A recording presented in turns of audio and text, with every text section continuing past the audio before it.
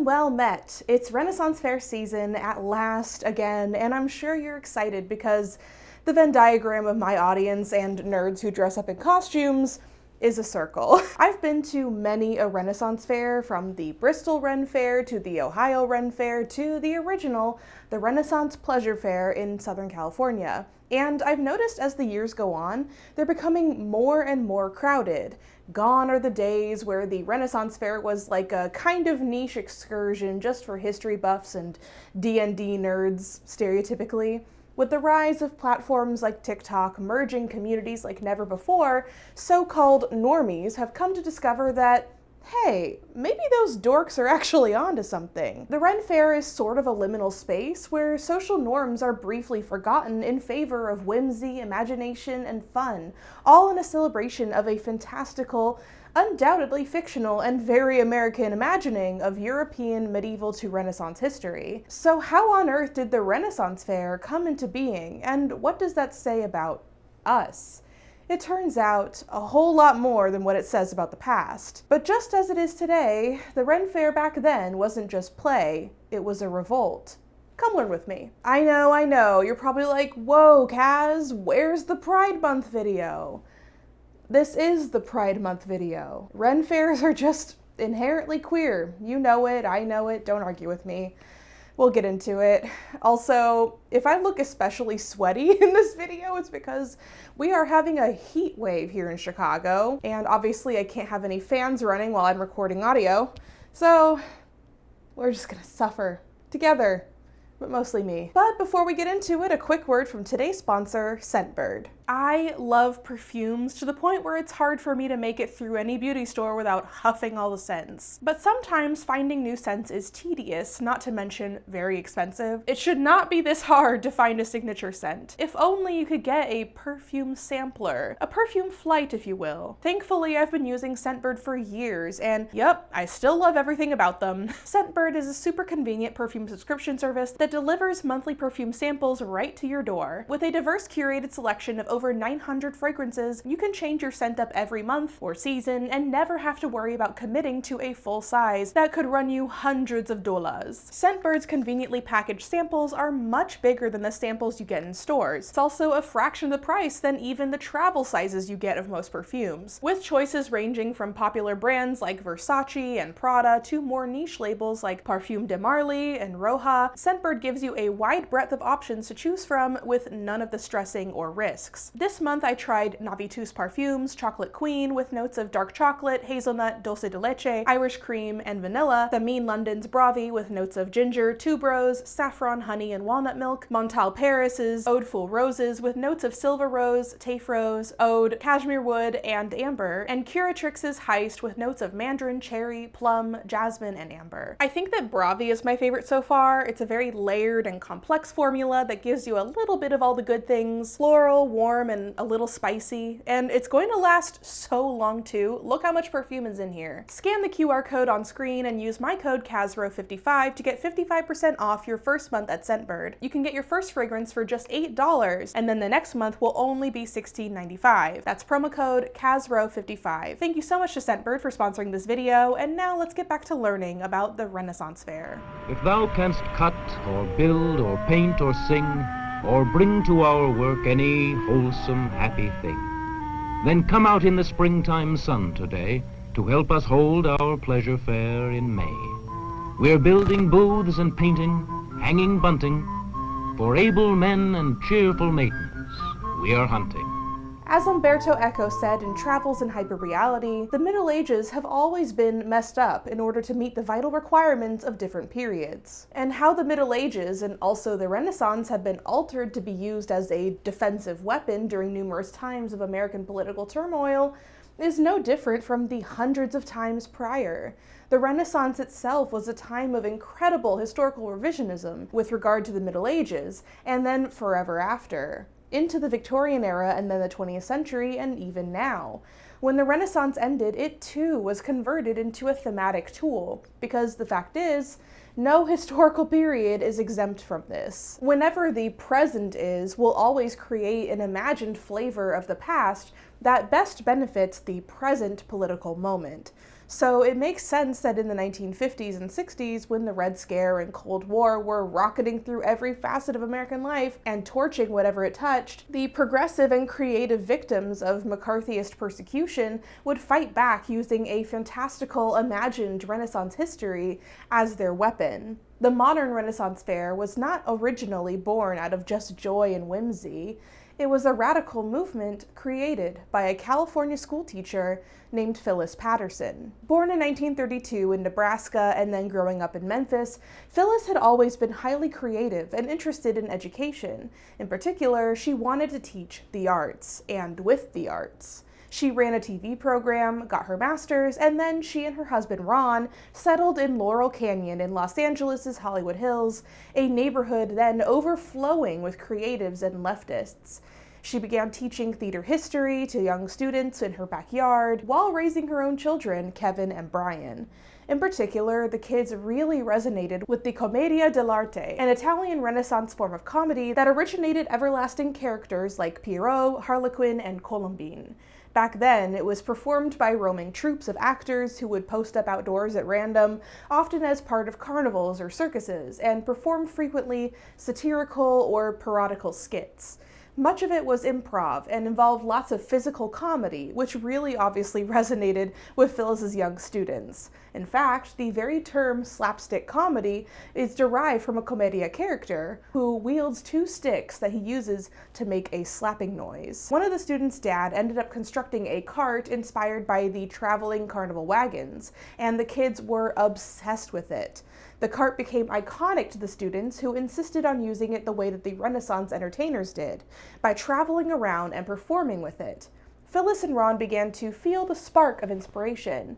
Imagine the cart with the commedia players, and also jugglers, jesters, acrobats, and musicians. This idea no longer needs to be small. So imagine how big it can be. As the idea of holding a fair bloomed, Phyllis knew that it would need to be a community effort, and luckily she found herself in the most perfect community for the job. Laurel Canyon was a boho sort of place full of hippie movie industry professionals and free thinkers, which was a dangerous two things to be in the 50s. The post-war years saw an enormous rise in anti-communist paranoia in the US as tensions with the Soviet Union rose. During congressional hearings driven by HUAC, or the House Committee on Un-American Activities, hundreds of Hollywood workers were named and added to the infamous Hollywood blacklist, effectively barring them from getting any work in showbiz. This was even more severe for actors who didn't have the option of ghostwriting or working under a false identity. To make matters worse, there was also the nebulous, lesser-known gray list, which was unofficial but made it really hard for people named on it to be hired because somebody with money or power in the industry simply thought that they weren't adequately patriotic. Even Phyllis was facing backlash from conservatives because she hadn't signed a loyalty oath to the US, a thing fairly common for teachers at the time, so they didn't want her teaching their children. But the blacklist, ironically, ended up being the very thing that allowed the fair to happen. All of a sudden, hundreds of creative professionals and actors were out of work and passionate about donating their skills to something worthwhile, not to mention fun. It also became a vehicle to support KPFK, or Pacifica Radio, a pacifist, leftist radio station that focused on the arts and on eclectic interests. Phyllis decided to use the idea of a fair as a Pacifica fundraiser, and in 1963, the KPFK board approved the collaboration. Phyllis, Ron, and their Laurel Canyon friends set about rounding up as many volunteers as they could, turning out over 500 people. It truly takes a village. Drummer Milt Holland, puppeteer Preston Hibbard, art director Doris Carnes, musician Bob Thomas, and many, many more came together to create the fair using scavenged scraps to build a medieval-style village and fairgrounds on the ranch property donated by Oliver Haskell in North Hollywood. Historical costumes were donated by the style department at NBC, and KPFK advertised it to all of its dedicated audience. Ron Patterson developed the signage and font style that is now ubiquitous to all Ren fairs. The food was all Renaissance-inspired, spiced meats, pies, fruit stands. The various vendors were all local artisans, in particular people who specialize in traditional crafts: stained glass, candle making, mask making, pottery, instrument craftspeople, weavers, and painters. There were craft demonstrations, one of which was a sandal making demonstration done by Phyllis's own cobbler in Hollywood. Musicians set up as performing troubadours, donkeys drove carts, historical dancing was taught, Shakespeare was performed.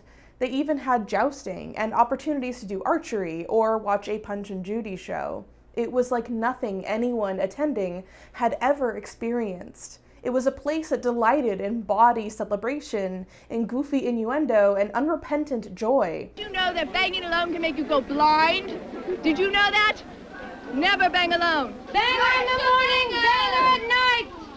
Banger all day, but banger right. So stark in opposition to most other events of the era, which specifically allowed only what can support the idealized and fictional image of a pure America. As Chicago Sun-Times columnist Neil Steinberg wrote in 2007, if theme parks with their pasteboard main streets reek of a bland, safe, homogenized white bread America, the Renaissance Fair is at the other end of the social spectrum, a whiff of the occult, a flash of danger, and a hint of the erotic. Here they let you throw axes.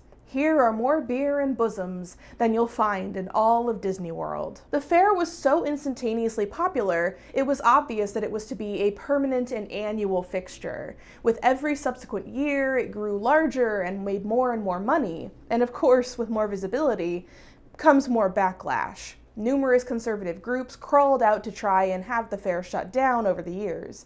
Imagine how scary it probably was for people who are obsessed with propriety and rules. The fair was one of the only events that insisted that guests, not just the actors, come dressed in costumes. It makes the guests feel genuinely a part of the world. It encourages them to open their minds to new possibilities, whereas other immersive experiences, like Disneyland for example, prohibit visitor costumes.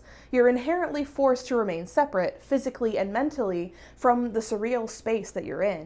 David Osman said of the early fair, "Think of the 50s. Being dressed up was in a black suit. The idea of taking that off was very symbolic for men and women. Your legs were in tights and silks. Women could go braless, which was very liberating." In the context of the mid-century, the act of getting dressed up in colorful costumes as an adult was a radical concept and pushed the boundaries of gender ideology. When the fair grew big enough, it moved to Agora's Paramount Ranch, which housed a number of movie sets. But this expansion, along with its popularity, combined with how much money it was generating, was creating rifts between the fair and KPFK. By this point, the station was completely relying on the fair as a major source of income and were under the impression that they owned the fair. This conflict led to the official separation of the fair and KPFK amidst the outside backlash too. The 1967 year was particularly fraught when a libelous report to the LA sheriff led to the ranch landlords rescinding permission for the fair to use the site. After KPFK station manager Paul Dallas and Ron Patterson visited them to work things out, they changed their minds. But then 2 weeks before the fair opened, the police told the Pattersons that all crafters at the fair had to be fingerprinted within 24 hours or they couldn't sell there. Panicking, the Pattersons organized buses to get the crafters all the way out to Ventura County to get fingerprinted, and if you live in LA or have been there, you know how far that drive is. Despite their discomfort with the injustice of it all, they managed to get it done. And then, as if all of that wasn't enough, a group of conservatives and fundamentalist ministers, led by Ruth Brennan, were protesting the Ventura Board of Supervisors to block the permits that the fair needed. Although the Thousand Oaks City Council voted to let the fair open, the group filed an appeal only days before the fair opening day. Finally, the KPFK lawyer argued that the fair could still open pending an appeal, and at last the fair opened to a staggeringly successful weekend. But sadly, the Board of Supervisors did uphold the appeal, and the fair's second weekend was blocked, a huge financial hit for everybody involved. KPFK, and Paul Dallas specifically, blamed the Pattersons and made the fight very public on the radio, which the pacifist listeners were not a fan of. Dallas refused to back down and was later fired. The relationship between the fair and Pacifica Radio was officially dead. but the fair would live on. The Renaissance Pleasure Fair would, in short time, inspire a huge number of national copycat Ren fairs, as many as 200 around the US. But just as vitally, it actually inspired the Modern Music Festival. The hippie musicians performing at the fair helped stoke a mainstream interest in new types of music and fashion. In fact, many psychedelic bands and musicians were fair attendees. The Byrds, Bob Dylan, the Grateful Dead, the Golden Toad. It inspired festivals like Woodstock and Coachella, to which many attendees would wear the same costumes that they made for the Ren Fair. It also fostered a new social framework where people from all walks of life around the country could come together to mingle with each other in commune-esque chosen communities, often Rennies that would travel around to all the fairs in the country that they could, allowing a rare space for self-expression for, in particular, the queer community. The fair was frequently described as an especially safe place for lesbians, who were often embraced in the interactive theatrical productions of the fair. People saw the event as an illustration of a utopia that people could briefly experience. And despite it all, it created something beautiful in the face of oppression. As early fair artist Alicia Bay Laurel recalled, the fair brought the lefties, the artists, the long hairs, and the eccentrics out of the woodwork to play together under the trees. There and then I realized how I wanted to live, out in nature, in a community with other artists. Created and produced by Ron and Phyllis Patterson, the fair is designed to recall the old English heritage that accented the fun-filled aspects of life. Phyllis, tell me what you hope to do here. Well, what we hope to do on the morrow, sire, is to have a Renaissance Pleasure Fair and Hippity Market, which is a combination of a pleasure fair where people just have a good time in the old English way, and also who come to buy wares. Their needs for the winter may be filled. By the second year of the fair, the organizers were interested in rooting it more in true history, largely inspired by specifically Dorset, England's Woodbury Hill Fair from before the 13th century, lasting until the 1950s. They also introduced historical figures like William Shakespeare, Queen Elizabeth I, and Sir Francis Drake, who to this day you can still see traipsing around the fair. But the inclusion of more real history in the fair does tend to spotlight the odd ways that the fair purposely also ignores history or perpetuates a distinctly American view of European history. The organizers, like Ron and Phyllis, insisted upon their vision of the fair as a historically authentic and educational place, a thing that is honestly impossible to do holding the fair thousands of miles away from the sites of its inspiration, in a place wholly disconnected from that history, run not by historians but people who worked in Hollywood, which is notoriously not all that interested in accuracy anyway. The fair at its core was always going to be a mostly artistic and theatrical venture. They picked certain aspects of history to depict and recreate authentically, but not all of it. To be fair, even fairs in Europe function like this in many ways. But the goal of the Renaissance Pleasure Fair to be authentic as possible didn't really get going until the 70s, and by then, the fair had already developed a very distinctive set style that was both not going to go away and was inherently informed by an American Hollywood vision of European history. Tison, Pugh, and Susan Aronstein write, "America's place-based medievalisms are wholly fabricated. No ruin to protect, no field on which a battle actually occurred.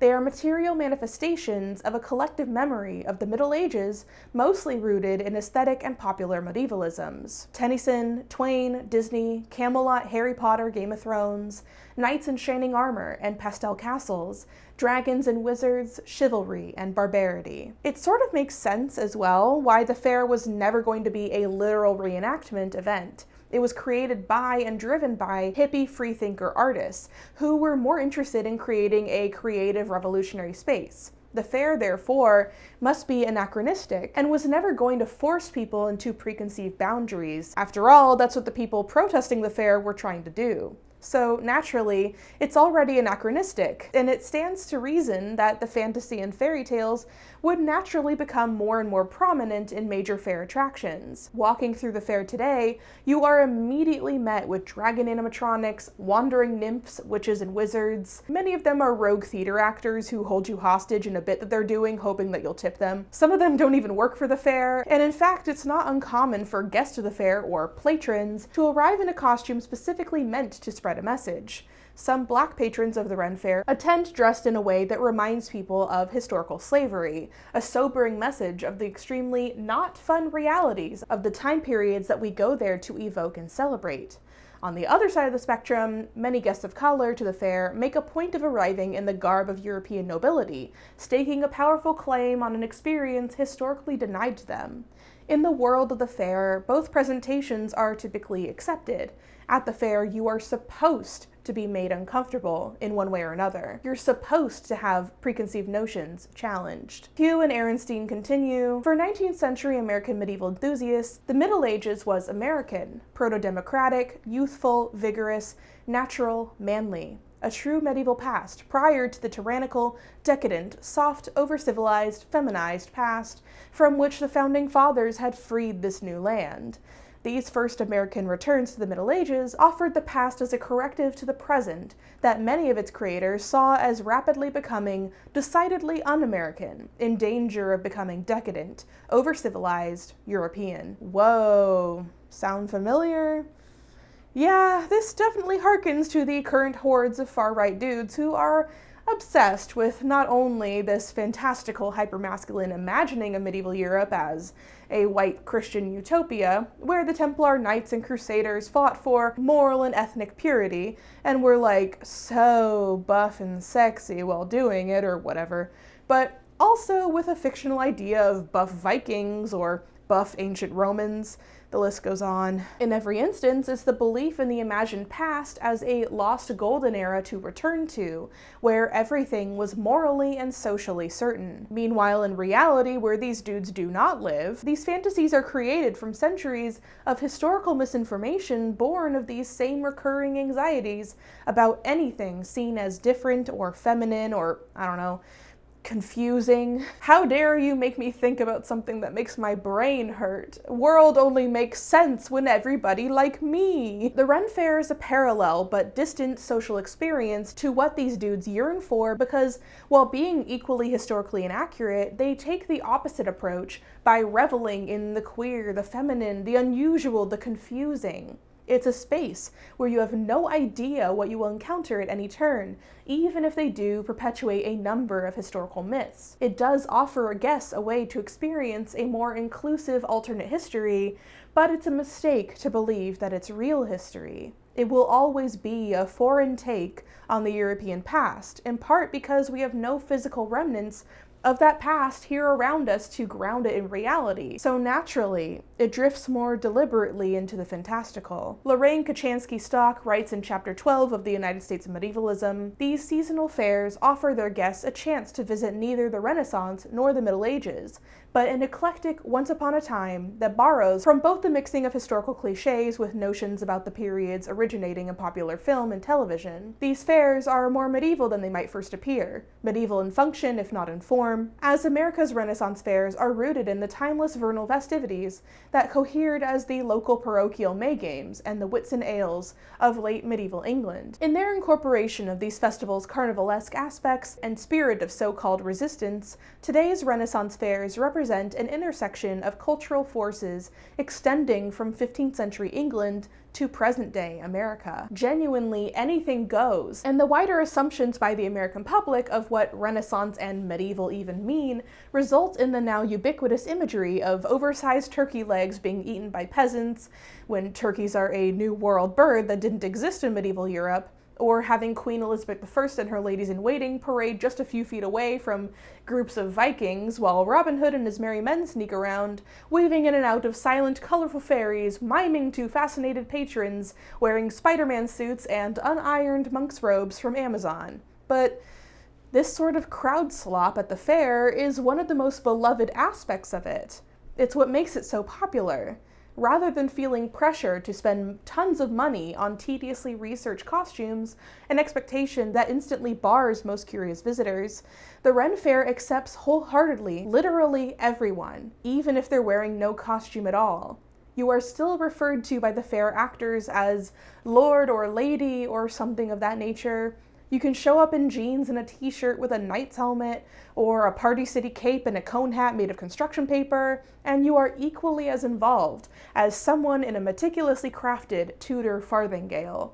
In order to welcome anybody, the fair has naturally shifted away from almost anything historically accurate into a nearly purely fantasy space. Each person who comes to the fair sees it a little differently, and that's the key to its enormous success. Funnily enough, part of the reason why Ren fairs became this tossed salad of themes and times goes back to even before the first one was even held. Originally, it was to be called the Medieval Fair, which a KPFK board member rejected because, quote, human rights in medieval Europe were few. So Phyllis changed the name to Renaissance Faire, a time period famous for having lots of human rights or whatever. And hilariously, almost none of the theming was changed. So now you have a Renaissance Fair with a crap ton of medieval stuff in it, and most people sort of don't know the difference, so they didn't mind. To be fair, there were a lot of people involved in the early fair who were real sticklers for historical accuracy, and were certainly invested in the fair as an educational opportunity. The Pattersons themselves were in this camp. In 1968, they opened the Renaissance Center, which served as a learning vessel for Renaissance and Elizabethan history and programming. But even so, the Renaissance Pleasure Fair is not SCA. It is not only getting patronage from dedicated and educated history nerds, it's full of historical laymen, regular families, and curious bystanders who want a day of fun. Inherently, the experience of entering the Renaissance Fair, especially the early one, gave people the feeling of being transported into another world. And try as they might, it might never be a truly immersive past so long as you and most other guests are dressed and acting like guests. So the resulting experience is a surrealist suspension of time and space, creating an insular world that is not now, not then, but something else entirely. Phyllis's son, Kevin Patterson, says to Smithsonian Magazine, "It was an oak-filled valley that looked like someplace many, many thousands of miles away from Los Angeles, but was close to a freeway and had 60 acres of parking. You had to walk across a creek to get to the fair site, so there was space for a psychological transition, a dream-like experience. You went through a little vale and up a hill and over another hill, and then you saw the fair and woke up in Brigadoon." It's hard to say just exactly how many people go to a Renaissance fair today and think that they're learning something historical. Outside of the craftspeople and demonstrations, there really isn't much. Most fairs simply reinforce pre-existing notions of the fantasy of the Middle Ages. Shouting busty tavern wenches, plague doctors, mythical creatures, lace-up boned bodices over chemises, a lack of eating utensils. This is the hill I'm going to die on forever. The Middle Ages had eating utensils. I love medieval times, but that is not correct. You can eat with utensils. You don't have to eat with your hands. It's a version of the Middle Ages we've all seen in fiction, and outside of the fact that the magical realism of it all is just flat out fun, it's also the fantasy that is the main draw for people. In the Renaissance Fair, you can come as anyone or anything you want to be, and everyone there will meet you as you are. It's one of the only situations in adulthood where random people easily fall back into the suspension of disbelief of childhood, where you can know for certain that your chosen identity that day will be acknowledged and celebrated. This is a particularly enticing space for queer and trans people for reasons I think are obvious. It's one of the only spaces where you know you're not going to be treated as other, like the person that you are is something to be ignored. It's also a space where we get to interact with a taste of the past without the realities of history too closely mirroring our present, a thing that is extremely poignant and painful in almost any other historical reenactment space. Betsy Golden Kellum writes in Reasons for Reenacting at the Renaissance Fair, "Reenactment can also run the risk of elevating a single narrative above all others, with visitors not made aware that there were other possibilities open to the historical figures, that indeed what many are seeing is just one of many possible histories," explains theater historian Scott Magelson. Many modern interpreters have worked to recreate fuller interpretations of American history through more progressive mission statements, Dandy Wellington's slogan, "Vintage style, not vintage values," acknowledgments of error, as with Lost Cause mythology, and new lenses, as with interpreters including Shani McKnight and her approach to Black history. Ultimately, reenactments and fantasy spaces remain popular, perhaps even more so than ever, as performers, vendors, and visitors alike seek to escape media saturation and modern anxiety with a trip to a different, more analog time and space.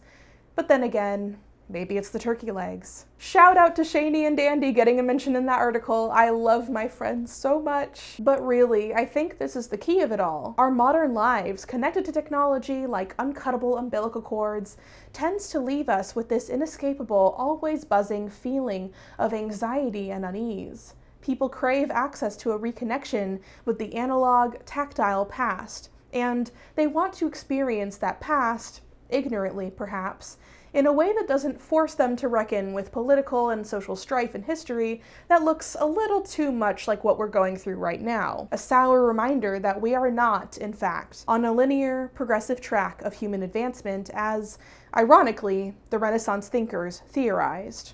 Progress goes forward, it also goes backward over and over again. And so, we land in the terrifying now, knowing things that happened before are happening again, terrible things, but yearning for that past all the same. More specifically, the past we read about in picture books and in the library as children, stories of once upon a time when all you needed to conquer evil was a magic sword, a fairy crown, the kiss of a prince, a legendary prophecy. And you can find those things now away from your phone at the Renaissance Fair, if only for one very hot, very dusty and sweaty day, filled with laughter, music, beer, and a reunion with an old sense of wonder that you thought you couldn't feel anymore. As Sam Blazer wrote in 1976, the pleasure fair is ingenious for transmuting nothing, while somehow providing a zone to which the spectator may bring his only dimly conscious archetypal longings. Such longings are always teetering toward the impossibility of fulfillment within the controlled permissive context of the fair. Everything is an element of the past that never was, or more accurately, everything is an element caught between the past that never was and the past that never is. It happens blatantly, guilelessly, in the inner present of each spectator. The spectators are the component that gives the fair its raison d'etre. They direct themselves as if they had been cast in a spectacle. It is as if the crowd authenticates whatever it is that originally draws them there. Interaction on such a massive scale cannot avoid being theater. The spectators themselves are the ultimate and most powerful agent of continuity. After its very first year, the people who made the Renaissance Pleasure Fair happen knew right away that they were part of some momentous thing. A new movement, a new Renaissance, coming out of a modern type of Dark Ages. Although I hate when people use that term to refer to the Middle Ages. It's not accurate. In the face of McCarthyism, blacklisting, and fear, people who now had nowhere else to go came together and created a world within a world where people could walk past the furious conservatives screaming about decadence and debauchery into a bubble filled with the celebrations of the creative, of people outside the norm, a place the birds would call a kaleidoscope of color in a song. Over 50 years later, that mission is still going strong. In a world so frightening, there's at least one place you can go where all the disparate strangers in the crowd will take you as you are, no questions asked. Even if what you are is Gandalf Big Naturals, and God, I hope it is. Thank you for learning with me about the history of Ren fairs and history. I hope you enjoyed it, and let me know in the comments if you're attending a Ren fair this year and where. Maybe we'll run into each other. Don't forget to grab a copy of my graphic novel, Liberated, The Radical Art and Life of Claude Cahun, link below. Don't forget to use my code CASRO55 to get 55% off your first month at Scentbird. And until next time, wash thy hands, wear thy mask, and spread not the plagues.